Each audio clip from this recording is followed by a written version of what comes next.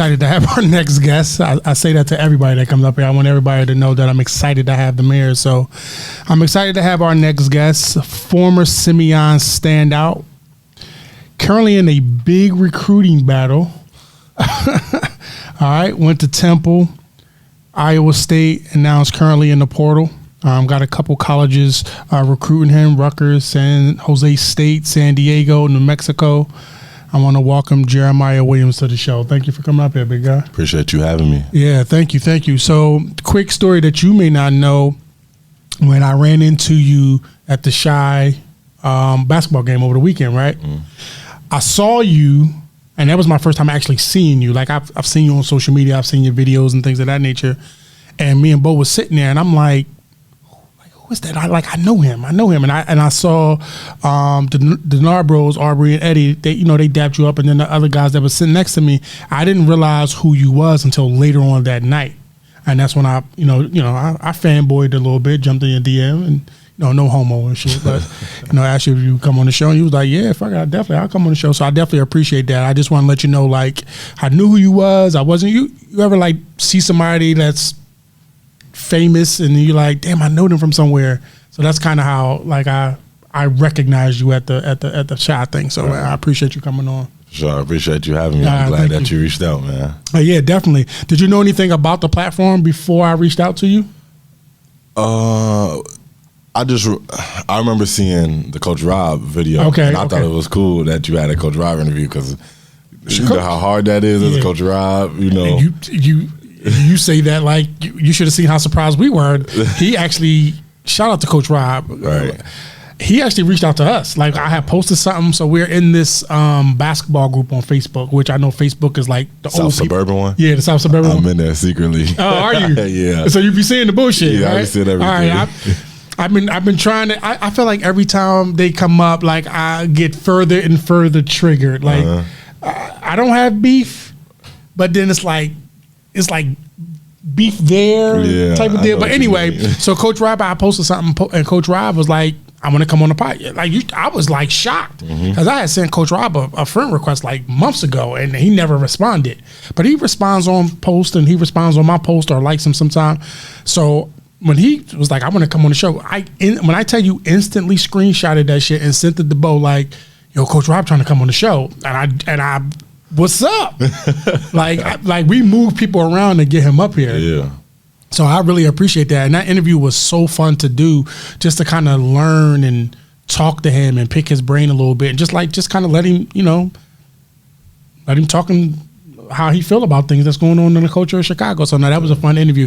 And I saw your GOAT comment on the thing. Yeah. What was he like as a coach when you was at Simeon? Yeah, like I said, I was so surprised you've had him because Coach Rob don't say too much, but when he talk, it mean a lot. Right. So he real insightful. He's seen a lot. He know a lot. So one thing about him, I'll say he was pretty consistent in helping me with my confidence, stuff like that. Okay. When I first got there, we weren't the Simeon team we were expected to be. Okay. He would text me like at nighttime, and then he pretty calm. So like you need someone like that, right, especially like a head coach. He present in the moment, and that's a lot of pressure over there at Simeon too. Right, exactly. From my understanding, you started at St. Lawrence, correct? Yes. What made you transfer to Simeon from St. Lawrence? Yeah, I mean, the obvious, right? That is being Simeon. Honest to God, I was hoping that you would say that. Like, I was hoping it wasn't going to be like no magical, like, woo woo. It's like, no, I went to Simeon because I wanted to go to fuck the college for free. Right. Yes. I mean, it's Simeon, and then it was the summertime. It's always open gyms and stuff like that. Mm-hmm. He was running like a Nike Chicago open gym or something like that. I played with Ahmad Bynum, Black Cat, there, and then he a dog. Right, we played together. Then it was really my uncle. He was like, "What you think about Simeon? Y'all look good together." Like me and Black Cat. Right. And from there, it was an idea that kind of just took off. Just took off from there. It was like, why not? Right. And what was that? And that was for your senior year, correct? Yeah, just my senior year. Just your senior year. Yeah.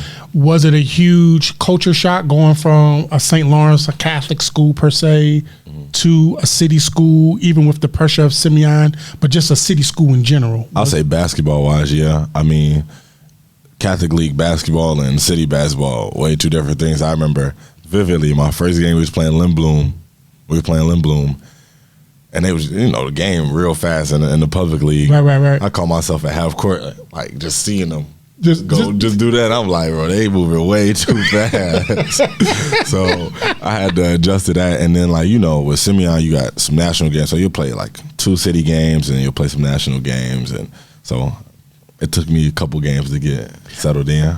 What was Coach Rob like as a coach when, again, the status of Simeon, the school, the basketball players are pretty much rock stars, I'm sure, within the school, obviously, during games and stuff. What was he like as a coach, and what was he like as a leader, leading you guys? Because y'all had a pretty stacked team. Right. From day one, it's a lot of competing, and he lets you know, like, it ain't no hidden secret that it's Simeon. Like, when we play these teams, we're going to get their best. It's Simeon. Y'all better be ready because they're going to come at y'all neck. So he tell you 100% the truth, what is what, and he gets you ready for what's ahead. It's no surprises going into games, like who's probably playing more than the next, who's starting. He don't hold no secrets. He don't hold no secrets. You're going to know everything. Like the outside may not know, but y'all know in that locker room. Yeah, we know for sure. Everybody know. Scout your game. What type of player are you, and how much different are you as a player from when you were coming out of high school? Yeah, so to start, I think I'm very unselfish. Okay. Play as hard as I can. Only really care about winning. That's number one thing. And then, like, I just say, all in all, like, I think I know I'm a dog for real. Okay. Like, defensively, offensively, whatever the case may be. So just that. And then my game different from high school and college because I played the 4-5 in high school. So now I play the 1. Right. I could play the 2, whatever, 2-3. But I played the big. I was Black Cat was setting screens for Black Cat. So I mean, of course, making plays, but I was a big man. Pretty much. When you were at Simeon versus your first year at Temple, what was the differentiation in the game overall, other than the obvious of high school, college? Yeah.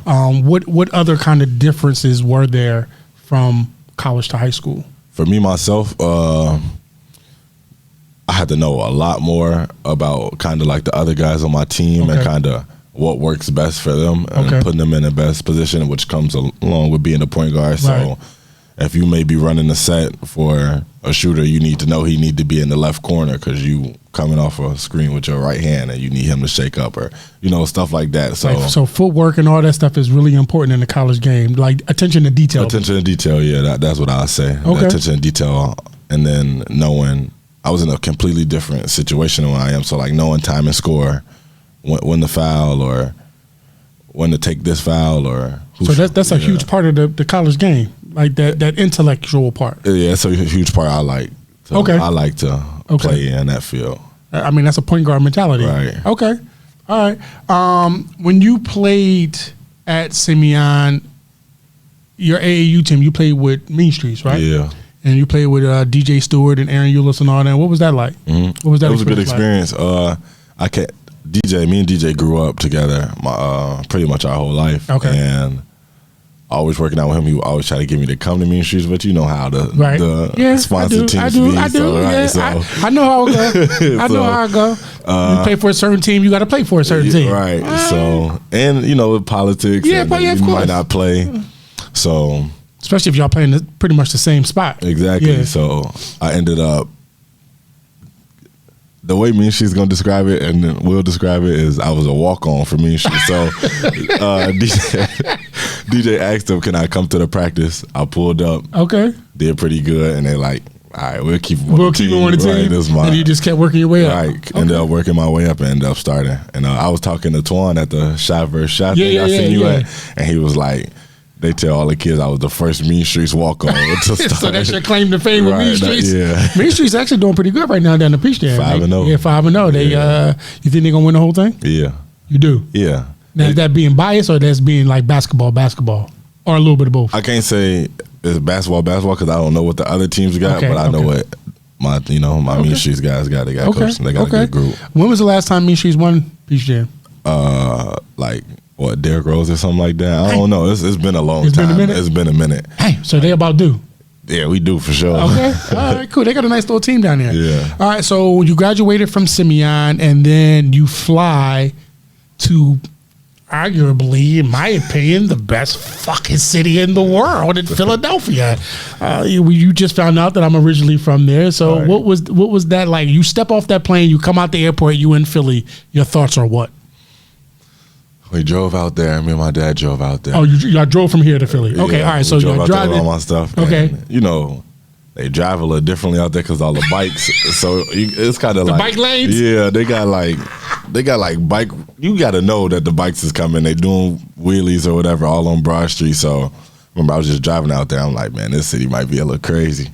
And I mean, it was the COVID year when I first got out there. Right. So I don't know, just settled in. I ain't know none of my teammates for real besides one of them, and then I don't know, kind of got to work. It was you know, freshman year you be trying to lock in. Yeah. You know, you got a lot of like everyone, a lot of goals, aspirations, but you don't really know anything. So I don't know. It was a deer in the headlight moment. Deer in the headlight. Yeah. Okay. And what would you say was the major distraction for you while you were there, if any? No, I think I was pretty solid. You was pretty solid? Yeah, I don't think it was any like major distractions. I mean, yeah, nah, I was pretty good. I was in a good situation for myself. How do Philly girls treat you? They treat you right? They treat me all right. They treat you all right? They treat me all right. All right, because you know, Philly watch my shit, bro. All right, you gonna be getting me into trouble.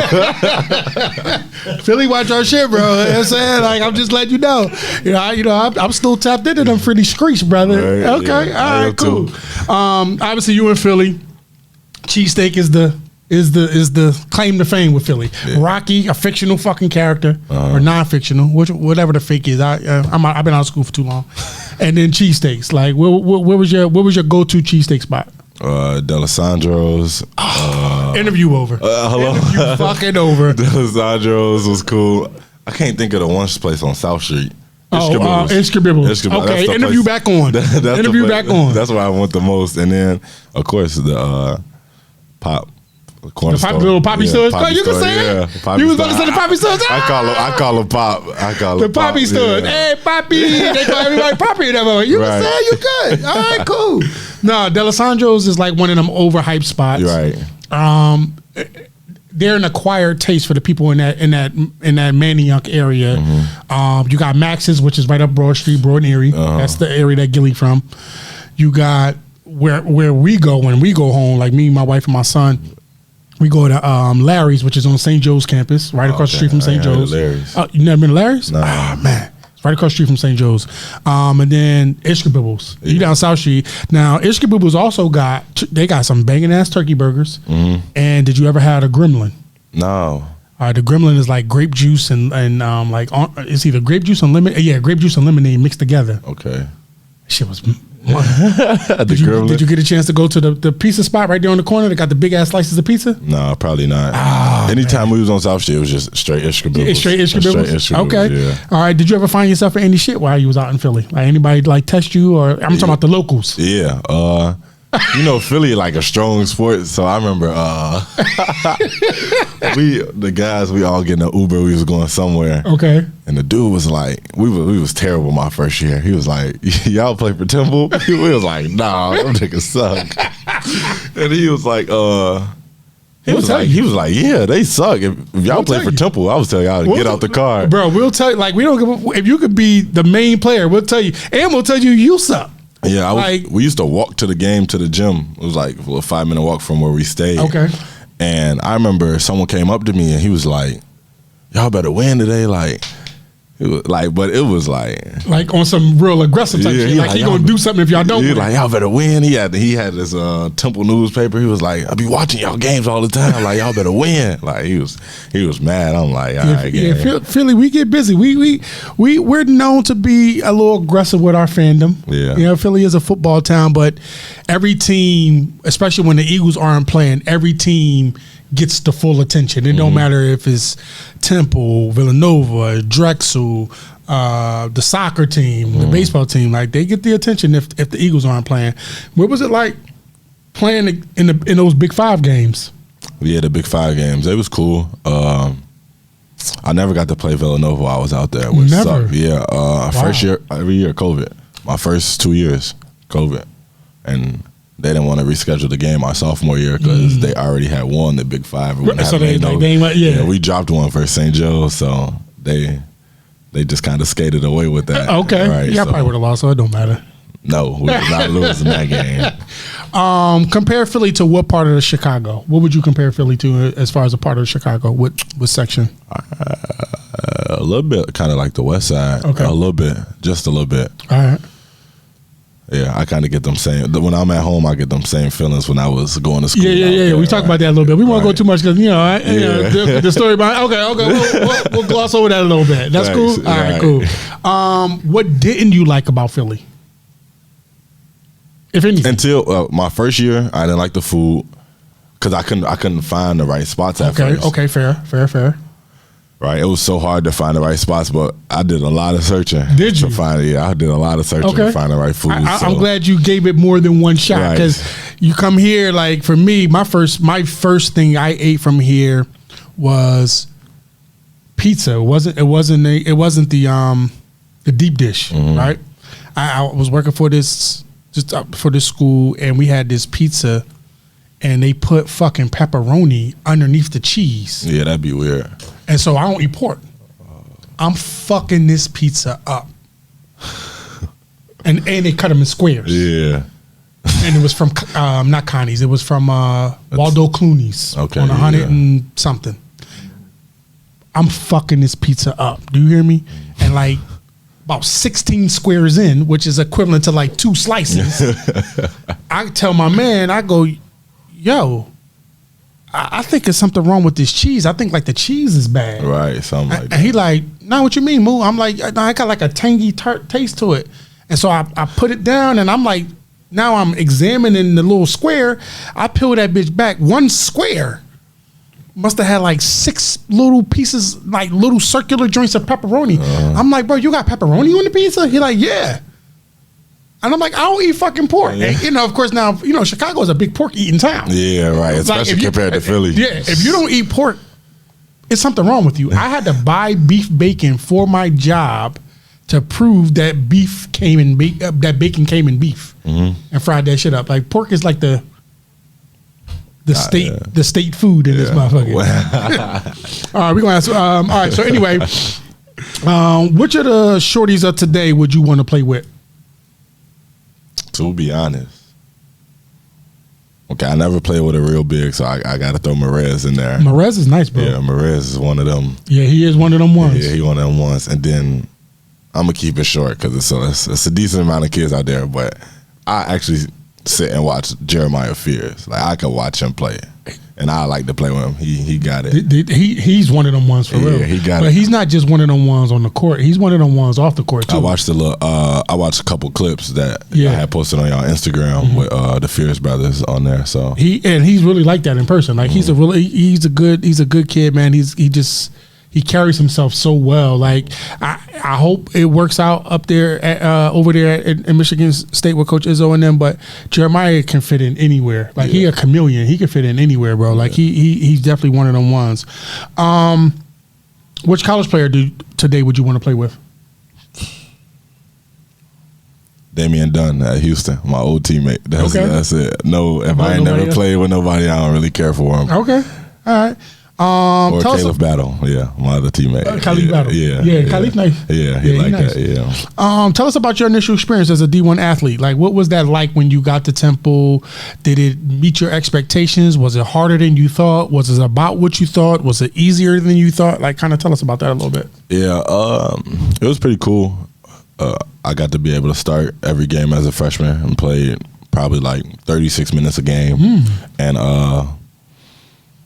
so I was making that transition into point guard, and I don't really know anything. I know a lot about playing point guard, but I don't know what it is like in the game, or especially in college. So I'm thinking like I'm preparing for the hardest thing ever, which was a good mindset to have before going into college, and it helped me a lot.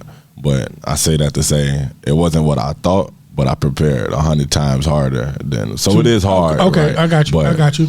And what was Coach McKee like? Coach McKee, he was a pretty cool dude. You know, he taught a lot of life lessons. That's what he was.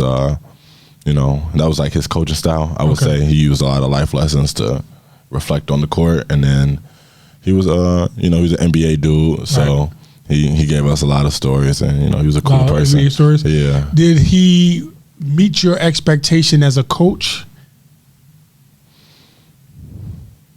We can gloss over that. Yeah. I mean, yeah, we gloss over that. All right, fair enough. What did you learn or eventually come to learn about Coach Chaney, who's like a legend at the school? Like Temple, you think of Temple, you think of John Chaney. Like there's no other whatever way around that. So like what did you ever get a chance to meet him? No, I think so. After my first year there, he passed away. Right. Unfortunately. I don't think I did, actually. No. Yeah, that's one thing I wanted to do, unfortunately, but you know. You passed away? Yeah. And it's fair to say that Coach McKee, with all due respect, there was a huge differentiation in coaching styles. Yeah. And what you heard about Coach Chaney versus what you got with Coach McKee. Yeah, and even Coach McKee would say, like, you got lucky I ain't Coach Chaney or nothing like that. So he used that as an example. Right. I could be getting in y'all for real. Exactly. Yeah. Okay.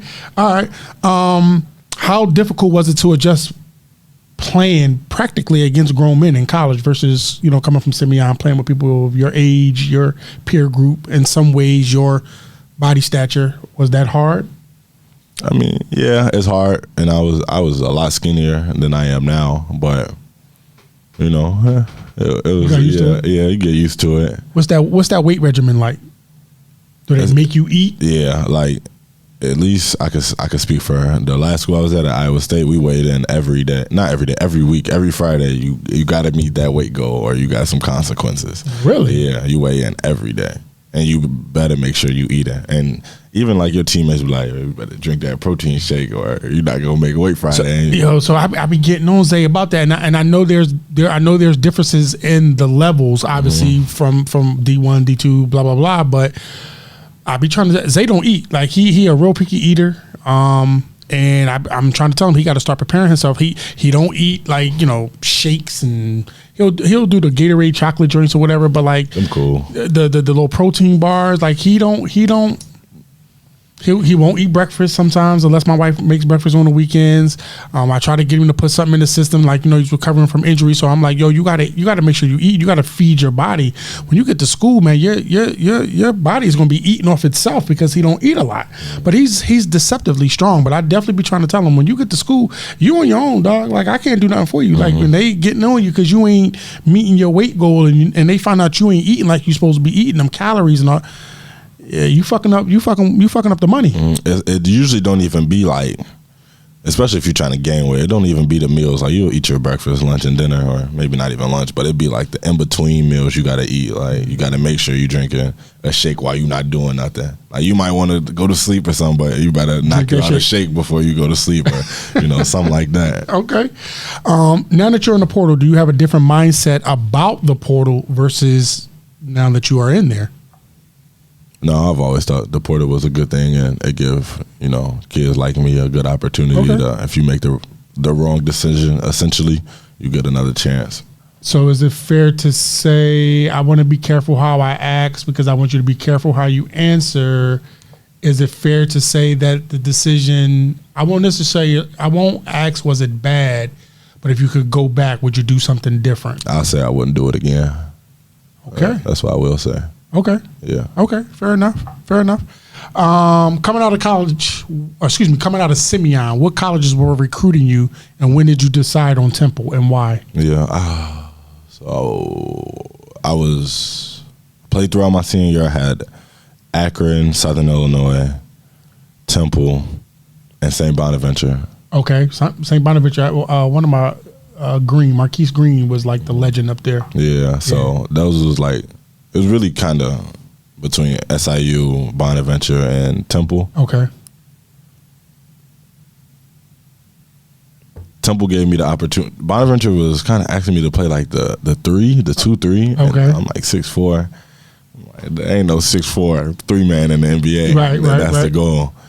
And Temple was giving me the opportunity to play the 1, and like it's gonna be some minutes available. You just got to come in and earn them. Like, cool. Like, and I always wanted to play the one growing up because my dad played the one in college. So, okay. Yeah. So, excuse me. 2-part question. So, you mentioned that you played the 4 and the 5 at Simeon. So you was pretty much the big, but you could always handle the ball. Always, yeah. I always passed and knew a lot about. Got you. And so you were being recruited as a guard, as specifically as a point guard, or just as a guard in general? I was recruited as a guard in general because with Mean Streets, I played like 2, 3, 4. Okay. And my friend, what happened with the point guard situation, my friend Quincy from a long time, he was committed to Temple from like early in August. Like, he was been committed. I played through my senior year. Okay. And they had some guys transfer out. He hit me up. He seen I was doing pretty good. He hit me up like, can you play the 1? Like, yeah, I can play the 1. Whole time I ain't played the 1. Right. Like, yeah, I can play the 1. And then Temple came out to see me a couple times, and they rocked with it. And you decided that's where you're going to go? Oh, yeah. Your experience there, you said you wouldn't do it again. Was the experience that bad? Was the school like what? If without, I try to respect, you know, the relationships when I have guests up here. So I don't want them to, like with Jeremy, I asked him a specific question. I think it was about something about the NBA, and obviously Jeremy is on that projected track. So I don't want him to say something that somebody could dig up years later. Like, well, he said that, you know, fuck Adam Silver. He's like, no, that's not how that went. Right. So just from a standpoint of like the experience, thinking about the experience that you had at Temple, like what was it without? Oh, Temple. My bad. I was referring to Iowa State. Oh, okay. Yeah. We'll jump into that. Yeah. But what was the experience like in Temple that made you want to transfer? Yeah. To revert, I would like coming out of high school, I would go to Temple again. Okay. And if it was to go the same way. Gotcha. I got Coach McKee gave me the opportunity to start 2 years. Okay. Played every minute. He gave me not a lot of say, but we were able to have conversation and as a point guard, point guard. So and that's so it's safe to say that Coach McKee was a rare coach in that he gave the opportunity that he said he was going to give. Yeah, and not just tell you something to get you there. Well, yeah. Not behind the scenes. It was obviously events leading up to that. I mean, it was no choice but for me to start because all our point guards got hurt. All our point guards got hurt. So you took advantage of the opportunity. Exactly right. Exactly right. Okay, So I played point guard, played pretty good, and then they were like, all right, we're going to rock with you. You played pretty good the first game, and that's kind of how it went. Well, and so now just kind of talk about the Iowa State experience. Why did you choose them in the beginning, and then what was the fallback that you was like, this ain't it? Right. Choosing them from the beginning, it was pretty active and the most active in my recruitment. Okay. And stuff like that. And they got a good situation. They had just came off of Sweet 16, and that was Coach TJ's first year there. And they had a lot of stuff I was looking for in the school. Okay. And like there wasn't any relationship that went bad while I was there. Where I was like, oh yeah, like it just obviously I just think the place didn't fit me, and not from a basketball standpoint, but from culture. Culture and all the stuff that kind of happens around it, or the community that it's in. The community was cool and all that, but it's not. I'm reading between those lines. It's not a community for me. I'm reading between those lines. So I'm reading between those lines. Right. I'm not a dumb person. Yeah, and I think so with me, I only care about basketball. Not only, but like I'm a basketball player, and that's what I do. And getting hurt there, it ain't like. I wasn't myself being hurt for one, and trying to figure out a whole bunch of different stuff while I'm reading between those lines. I'm reading between those. Okay, all right, we're gonna move on. I can see you kind of like you trying to find the where. Okay, all right. What was your best moment in high school, and what was your best moment in college? Winning City. Especially with the year we had, we wasn't supposed to win according to everybody else. So winning City, beating Morgan Park 2 times that year, and then in college, man, we gotta make some good memories. But I don't know, my whole sophomore year, no, I would say actually my whole freshman year, the terrible year. Me and Damian Dunn, he was pretty much a freshman, and we played a lot of freshmen that year. Okay, what I really enjoyed figuring out a lot about myself throughout that year and going through. I never been on a losing team ever, and that was your first time. That was my first year, like losing. It was like losing. We won one game at the end of the year. We was like 5-13, 5-14. It was like finally, like the locker room was so happy. It was just a different perspective from my basketball career. Okay, what was the best part and the not so best part about your recruiting? Not so best part is being on the phone all the time and stuff like that, and kind of having repetitive conversations. And then the best part, of course, is just being wanted and, you know, being valued, and people, you finally kind of getting that recognition for your game. So okay. For players like Day and Michaela Rich over at Kansas State, Quentin Jones is going to Cal Poly, and Maya Henderson is at Niagara, and obviously Jeremy. What would you say their biggest adjustment will need to be going in? I mean, like the simple stuff like strength, you know, the speed of the game and stuff like that. And all those kids will probably have like their own different struggles. Like Jeremy will probably struggle on something else that Day might. So it just kind of depends kid to kid, because their strengths will carry over is what they was recruited for. But I think it may be one thing that every freshman may is of course strength, but kind of like the thinking part of the game, like the attention to detail of thinking, and you know why coach might call this play 10 times this half, and why he might not call it again. Right? Yeah, you know, coaches have different schemes and stuff like that, so kind of like getting an understanding of your coach. Okay. When you think about them players, and even players just going to school in general, do you feel that they're coming out of high school, do you think they're going to be prepared? How do they prepare, I should say, for what you're talking about? Is there a cheat sheet to have them like, yo, if y'all do this, y'all should be good? Like it'll kind of cover up some of the stuff as you're learning. Is there something that they could do? Maybe in practice, competing, because competing gonna gloss over a lot of mistakes. Like if you just in practice and you one of them dudes that you gonna play hard and you gonna do what's asked of you by the coach, then you're gonna be straight, and and then like your teammates gonna gravitate towards you because they're gonna see what type of player you are, what type of kid you are. Is there ever a situation with that same mindset where you competing, you playing hard, and the other guys on the team was like, come on, dog, you making us look bad. What the fuck is you doing? Yeah, if they don't want to win, if the teammates don't want to win. Okay. What are some of the pitfalls that they need to be aware of, like some of the distractions? It's always going to be kids on the team that truly don't like basketball or maybe venturing off the other way. So it's more so kind of watch out for those teammates that may not be falling in the right place or falling in line. Like don't like, you know, push them off to the side, but you know, just be mindful of them. Keep your eye on them. And you be with the guys that's in the gym. Okay. How tricky will it be to navigate? How tricky is it for them, or will it be for them to navigate, you know, through the women and staying clear of putting themselves in situations that could be used against them in the court of law? Mm-hmm. How difficult will that be?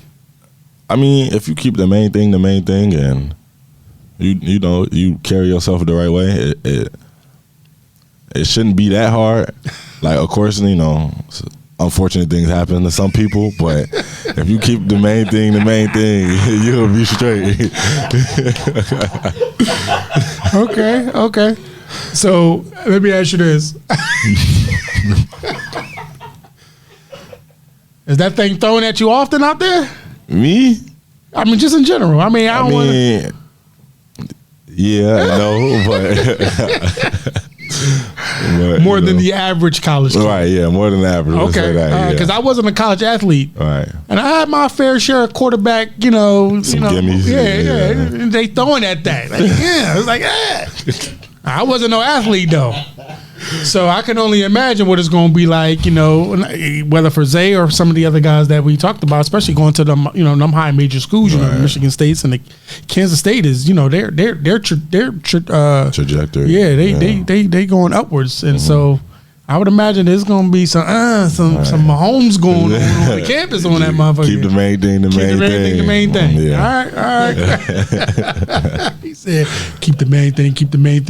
Do you think high school basketball needs a shot clock to begin preparing these players for college? I think it'll be a cool addition, but I think it's needed. But like, it ain't the worst thing. Like to not have it. Yeah, gotcha. it ain't. And it's not really. It wouldn't be really preparing them because there's so many other things to be.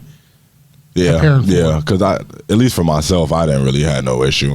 You look up at the clock and you see you don't got no time, to go make a play. Like, it ain't that hard. It ain't that difficult. Right, yeah, it ain't that difficult. Oh, it's 5 seconds. Let me shoot the ball. Exactly. Okay. People make it more complicated.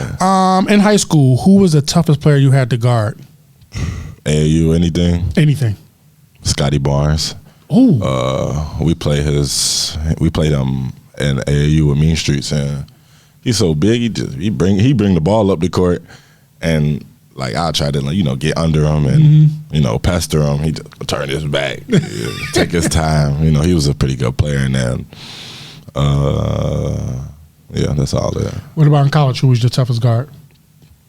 I've been doing a real good job guarding people in college, but David DeJulius was pretty cool. He was pretty good. Okay. He went to the University of Cincinnati. He was a little guard, and he could shoot, he could dribble, he's real fast. Yeah, he could shoot. You've referenced a few times since you've been here, like as far as defense. Like it's very rare to hear players, particularly with all due respect, from Chicago, be so invested in defense. Is that something that you kind of just did, or was it something that you had to learn? Was that always in you, or was it something that you eventually had to kind of fall in love with? I mean, I think just growing up from like a kind of like a base and fundamentals, my coaches always kind of preached defense and stuff like that. And then, like, I don't know, I just like, why would you want someone to score on you? Right. Someone get a bucket is like, you ain't never gonna score again. Ever. Just enjoy that too. Yeah, exactly. Take that with you, but don't come back over here no more. Yeah, but defense is just my family don't play that. Like getting scored on, and So you would get those phone calls after games, like, yo, he scored too many on you, dog. Or like in AAU, or you would hear it, like someone scoring, I hear my mom or something like that. She be in the crowd. Yeah. What are you doing? Right. Exactly. So, Jeremiah. Exactly, and I know her voice. Chicken for you. You better figure out how to eat. Right. No, that's funny. Barbecue chicken wise, who you give buckets to in high school? In high school. Team and person. Oh, okay. So I go my junior year, even though we lost, it was the playoffs. They held the ball, so maybe we should get a shot clock. Bogan. And I'm cool with a lot of KD, Anton Bloxton. Who else was on that Bogan team? That Bogan team, who was Jeremiah Washington. Yeah, you gave them all buckets. Rashawn A.G., yeah. Okay, that's what I'm talking about. And then, that game. And what about in college? Who you give buckets to? I gave buckets to Cincinnati, the University of Cincinnati, Elon. What was your highest score points in at Temple? 25 against Elon. Okay. 25 and like 8. Is that your career high? 25? Yeah, 25, 8 and 8. Yeah. Oh, 25, 8 and 8. Yeah. That's a stat stuffer right there. Yeah. Okay. All right. Name your all-time NBA team, starters and six man. Starters and six man. At the 1, I'm gonna go Curry.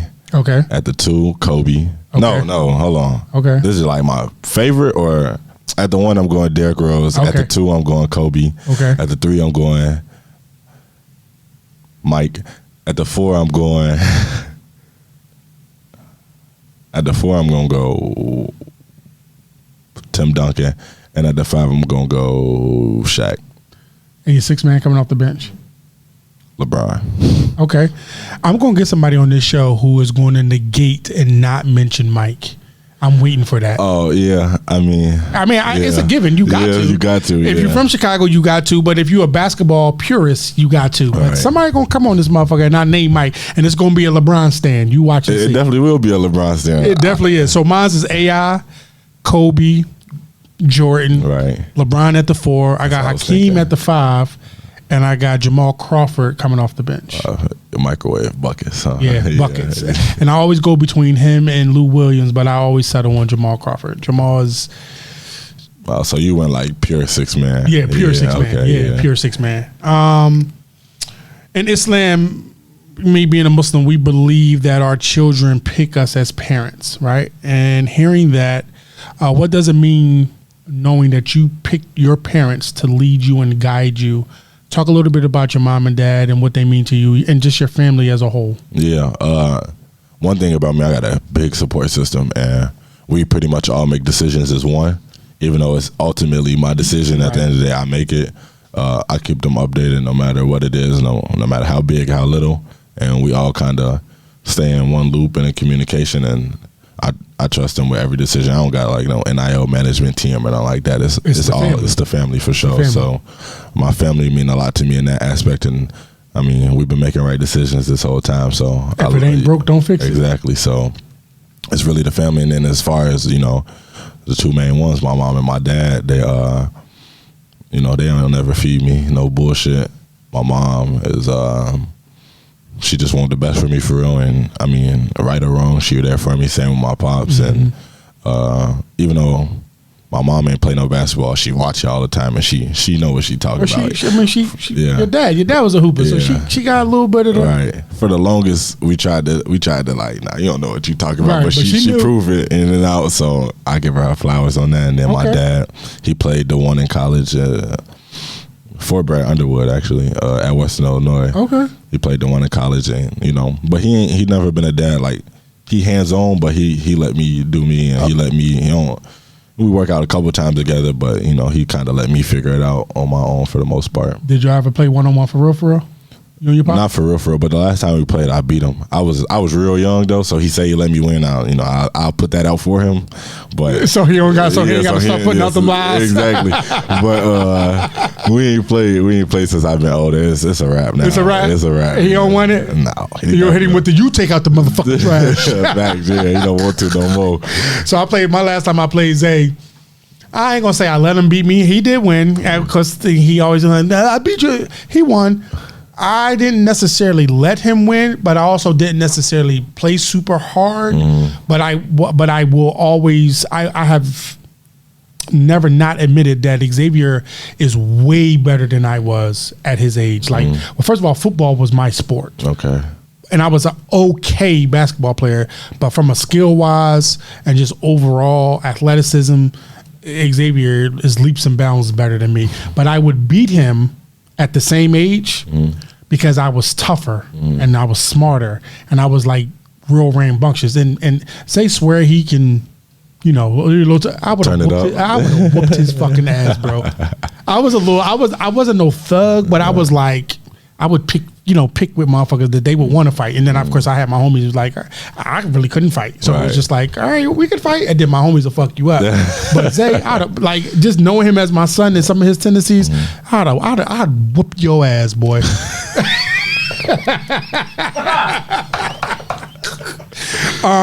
Last question for you. We asked everybody to send themselves a future message, and we asked them to do it in third person. So I'd like you to send yourself a message in third person, starting with Jeremiah, and send yourself a message. Jeremiah, it's all going to work out. Everything happened for a reason. Short and to the point. Where's the Staples button? That was easy. Always. Now, I definitely wish you the best, brother. Thank you for coming out. I am hopeful that your next situation will be your best situation, that will obviously lead you to bigger and better and greener pastures. Of course, I know that's the ultimate goal. Obviously the league, but getting paid to play basketball, a game professionally, and traveling that's probably going to be a great experience. And I definitely wish you the best, and I hope we can get you back on the show pretty soon. We are having a event on October 28th. I don't know if you'll be here or not. We're doing a elite showcase that we did last year. That was a huge success down at the 167 Green Gym. Okay, yeah. The one I'm already knowing. Yeah. No, I ain't been in there, but I've been seeing all the videos. I gotta get in there. Yeah. Well, I'm partnering with somebody. I don't know if you'll be here August the 12th, but we are having something down there. It's not my event, but I am partnering with somebody, and I'll remind you about it if you want to slide through. But my event in October, if you are here, I'd love you to come down and just kind of be in the building and offer some advice to the up and coming generation, the Gianni Cobbs and all them that's going to be out there. But no, I appreciate you coming on, brother. Thank you very much. Appreciate you having me run it back. Got to get you back out to Philly and give you the grand tour, give you the real tour. The real tour. You was in the North Philly area, and we call it North with an F. North. It's Norf. Yeah, I know. I had my time in Philly. Okay. Sure. You had just okay. We gonna gloss over that. We definitely gloss over that. All right, yo. Shout out to my guy Bo Harris, the producer of Goldmine TV. My guy Tyree of Numerex, Derek Ellison, and of course the Shot Sound Showcase that we're gonna have. We'll see you guys on the next episode. These things are getting better and better. All right, tune in and support. Appreciate y'all.